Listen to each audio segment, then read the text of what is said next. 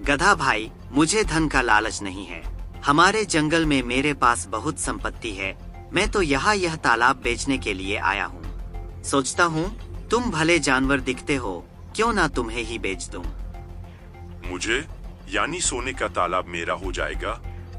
बेचारा भोला भाला गधा सियार के चिकनी चुपड़ी बातों में बहुत आसानी से आ गया और गधा सियार से सोने का तालाब खरीदने को तैयार हो गया। रहीमपुर के जंगल में एक ठग सियार रहता था। वह बहुत ही निकम्मा और कामचोर था। हमेशा इसी जुगाड़ में रहता कि कहीं कोई मुर्गा मिले जिसे मूर्ख बनाकर उसके साथ ठगी की जाए।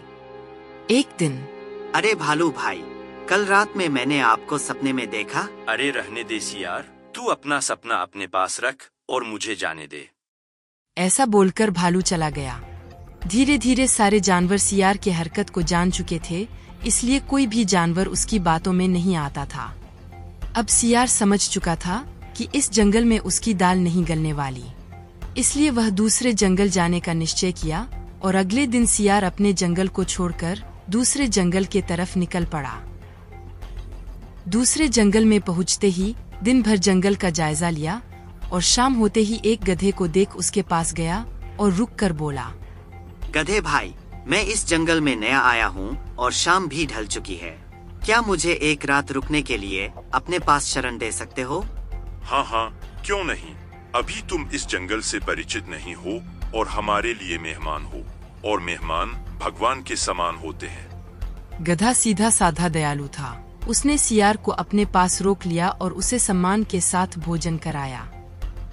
भोजन करने के बाद दोनों आपस में बातें करने लगे। सियार ने गधे से बोला, गधा भाई, इस जंगल में पीपल के पेड़ के पास जो तालाब है, कुछ जानते हो उसके बारे में? हाँ, पीपल के पास एक तालाब है। वह तालाब कीचड़ से भरा पड़ा है। उसका पानी भी बहुत गंदा हो चुका है। यहाँ का कोई भी जानवर उसका पानी नहीं पीता। तभी सियार ने अपनी आवाज को धीमा करते हुए बोला, तुम जानते हो वो सोने का तालाब है। उसके अंदर ढेर सारा सोना छिपा है और उसका मालिक मैं ही हूँ। सियार की बात सुन गधे ने चौंक कर बोला, कैसी बात करते हो सियार भाई? तालाब भी कहीं भला सोने चांदी का होता है? मैं भी ऐसा ही सोच रहा था। मुझे खुद इस तालाब के बारे में कोई जानकारी नहीं था, लेकिन कुछ ही दिन पहले मेरे पिताजी मरते समय अपनी सारी संपत्ति मेरे नाम की, उसमें यह तालाब भी है।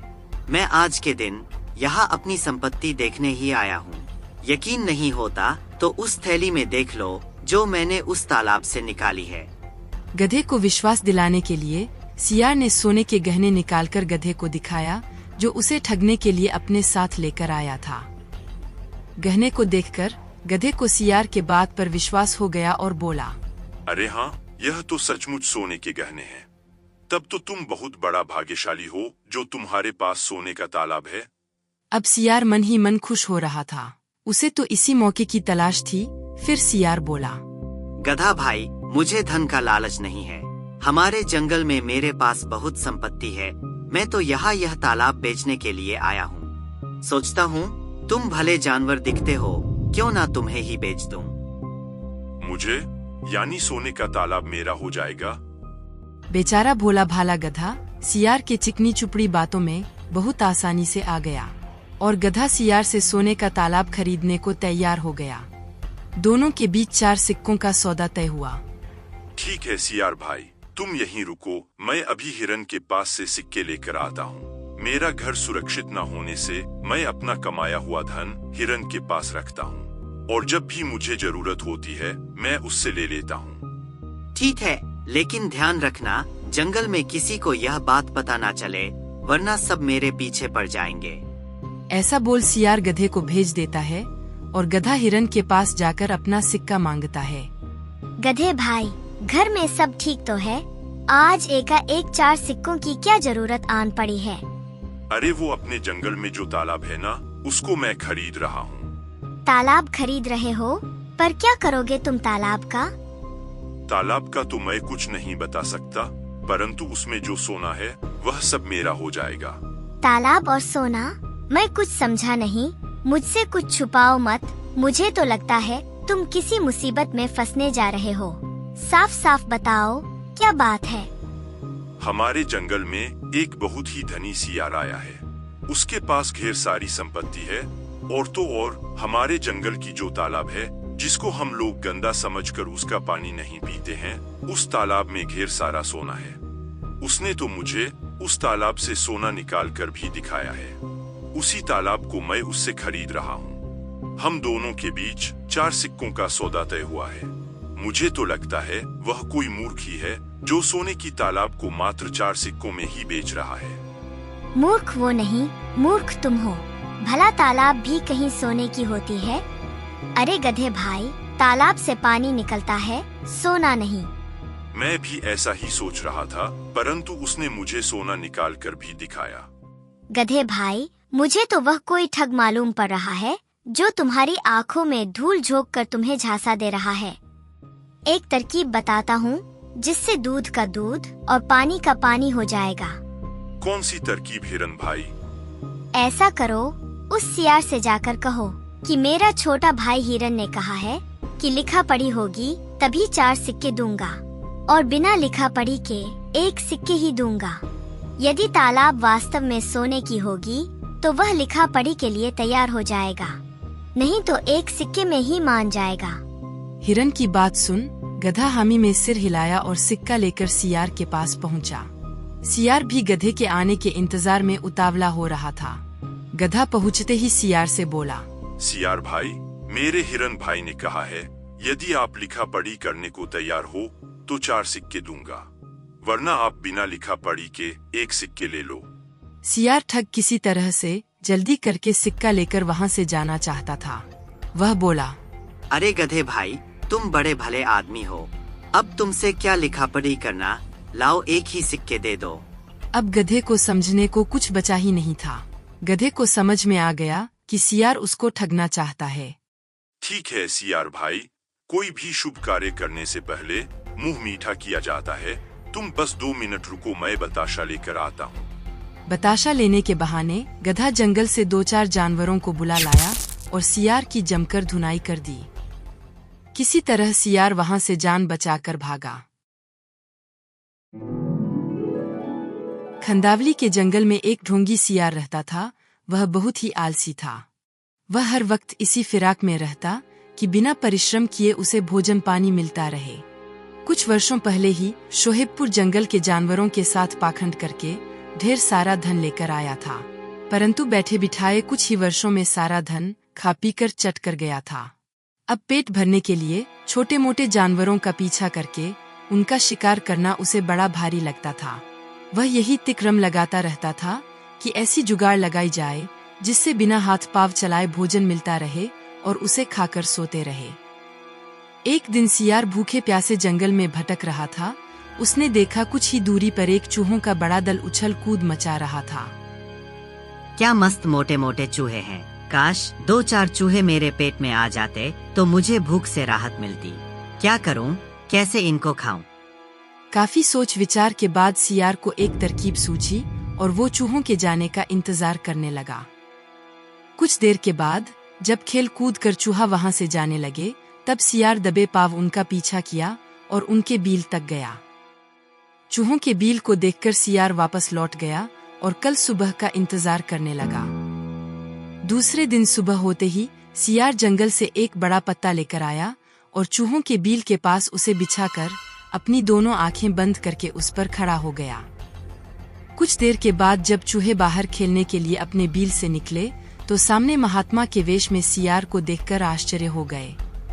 जेरी, वो देखो, वहाँ कोई शिकारी मालूम पड़ता है। चलो अपने बिलों में वापस चलते हैं। नहीं मिक्की, वो शिकारी नहीं है। वेशभूषा से तो मालूम पड़ता है जैसे कोई महात्मा तपस्या कर रहा है। उनको अपना काम करने दो, चलो हम लोग खेलने चलते हैं। परंतु बिना जाने हम इसे नजरअंदाज भी तो नहीं कर सकते। कहीं वो सच में शिकारी निकला तो? बात तो सही कह रहे हो, चलो हम सब एक साथ चलकर उससे पूछते हैं। यदि वह शिकारी भी हुआ तो हम सबका मुकाबला वह अकेला नहीं कर पाएगा। ऐसा सोच चूहे सियार के पास जाते हैं। सियार मामा, आप इस प्रकार गले में माला पहने, आंखें बंद करके ऐसे पत्ते पर खड़े होकर आप क्या कर रहे हो? चूहे की आवाज सुनकर सियार अपनी आंखें खोला और बोला, मूर्ख, पूरा जंगल मेरे सामने शीश झुकाता है और तू मेरे बारे में नहीं जानता। अगर मैंने अपना पैर धरती पर रख दिया तो धरती मेरा बोझ नहीं संभाल पाएगी और प्रलय आ जाएगा। पूरे पृथ्वी के साथ तुम सब भी नष्ट हो जाओगे। पृथ्वी के कल्याण के लिए मैं कभी धरती पर नहीं उतरता हूँ। बहुत तेजस्वी महापुरुष जान पड़ते हैं। मालूम पड़ता है किसी राक्षस का विनाश करने आए हैं। महात्मा जी, मुझे आपके बारे में जानने की बहुत उत्सुकता हो रही है। कृपया हमें अपने बारे में बताइए। अब सियार की चाल कामयाब हो रही थी और वह पाखंड रचते हुए बोला, मैंने वर्षों से पर्वत की चोटियों पर धुआंधार तपस्या किया है। मेरे तपस्या से मेरा वजन इतना भारी हो गया जिससे यह धरती डोलने लगी। मजबूर होकर मेरे सामने भगवान को प्रकट होना पड़ा और इस पृथ्वी के कल्याण के लिए देवताओं ने मुझसे कहा कि मैं अपना पैर जमीन पर ना रखूं। मेरे ही कृपा पर यह धरती टिकी रहेगी। तभी से मैं पत्ते पर ही खड़ा रहता हूँ। मैं नहीं चाहता कि मेरे वजह से इस सृष्टि का विनाश हो। इतना सुनते ही चूहों को लगा जैसे वह साक्षात भगवान के सामने खड़े हो। फिर दूसरे चूहे ने पूछा, महात्मा जी, आप एक ही जगह पर खड़े रहते हैं, आपको भूख तो लगती होगी ना? जब आपको भूख लगती है तो आप क्या खाते हैं? मूर्ख, भयंकर तपस्या करने से मुझे शक्ति मिली है। मुझे भूख लगने पर मैं अपना मुंह खोल लेता हूँ और मेरे मुंह में जितनी हवा आएगी वह सारी हवा अच्छे अच्छे पकवानों में बदलकर मेरे पेट में चली जाती है, जिससे मुझे भोजन को चबाने की भी जरूरत नहीं होती। सियार के इस बात को सुनकर चूहों पर जबरदस्त प्रभाव पड़ा। अब सियार से उनका सारा डर समाप्त हो चुका था। सभी चूहे सियार के निकट आ गए। महात्मा जी, आप तो बहुत ज्ञानी हैं। कुछ प्रवचन हमें भी सुनाइए जिससे हम सब का जीवन भी सार्थक हो जाए।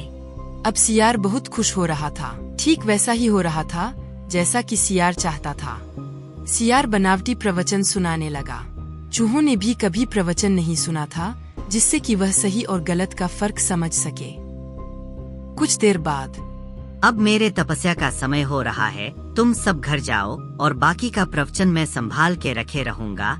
कल आना, फिर सुनाऊंगा। भक्ति में लीन चूहों ने सियार का प्रवचन सुनकर पीछे मुड़े और सभी नाचते गाते अपने बील की तरफ चल दिए। सियार ने जैसे ही देखा सारे चूहे जाने लगे, पीछे से एक झपट्टा मारा और 2 चूहे को दबोच लिया और उन्हें डकार गया। अगले दिन सुबह फिर चूहों की टोली आई और सियार अपना प्रवचन सुनाने लगा।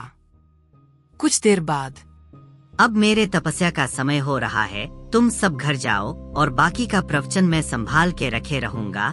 कल आना, फिर सुनाऊंगा।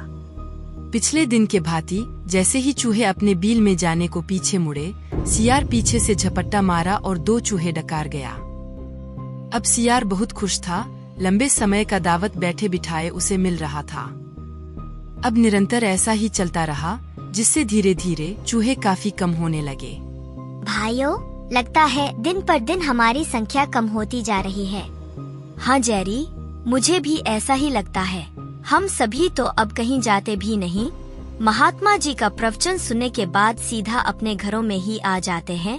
फिर हमारी संख्या कम कैसे हो रही है?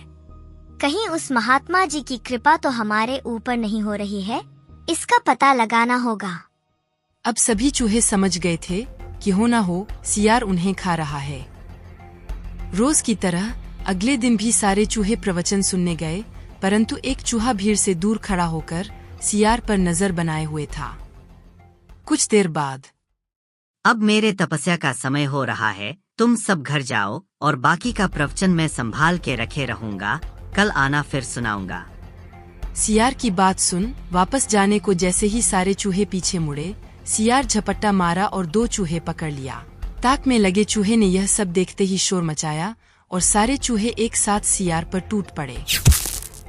इतने सारे चूहों का एक साथ मुकाबला सियार अकेला नहीं कर पाया और कुछ ही समय में चूहों ने सियार को कुतर कुतर कर कंकाल बना दिया।